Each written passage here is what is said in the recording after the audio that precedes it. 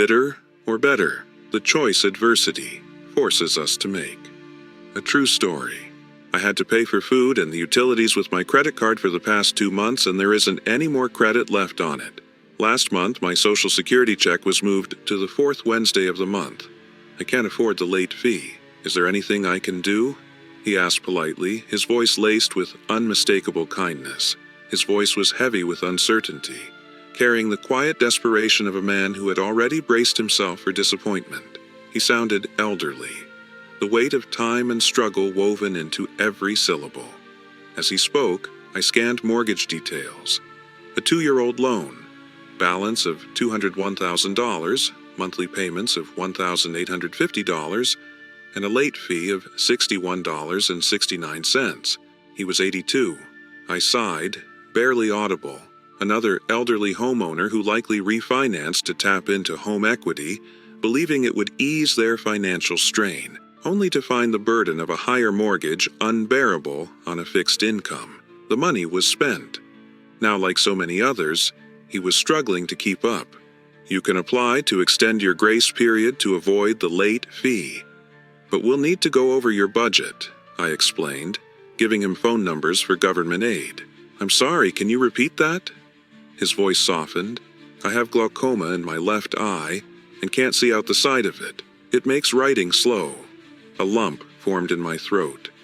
No need to apologize. I'm sorry for going too fast. This time I read each number slowly, repeating them multiple times. I heard his frustration when he had to erase and rewrite, each digit a battle against his failing vision. Then, as we reviewed his expenses, he mentioned something unexpected. I've been waiting for my settlement money since 2012. I paused, sensing the need for him to share more. I was in the Navy in the 60s, around the time Kennedy was assassinated. I was stationed at Camp Lejeune for 18 months. We drank the water, bathed in it, and I often swam in it. We didn't know it was contaminated from a nearby factory. The military did. They knew all the way back then, but didn't tell anyone until 1989. Thousands of us got cancer. Lots of women lost both their breasts. Some couldn't have kids. Others had miscarriages. Babies were born with birth defects. I ended up with stage 4 cancer. They took half my colon.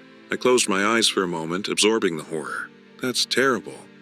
I can't even imagine what that was like for you. It's sickening they kept it hidden.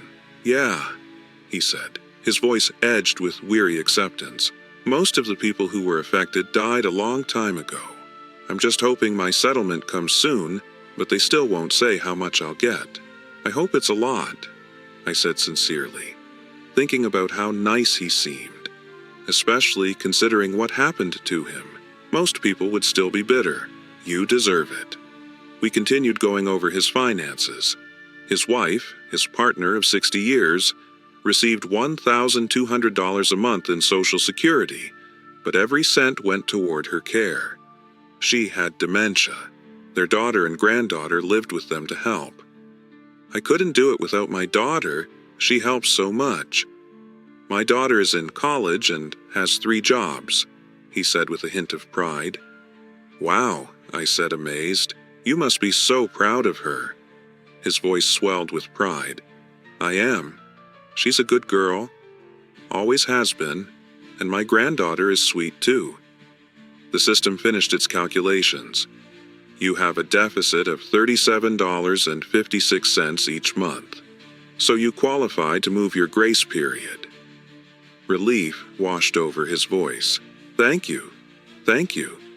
You're welcome. I really hope your settlement comes soon so you and your family can finally breathe.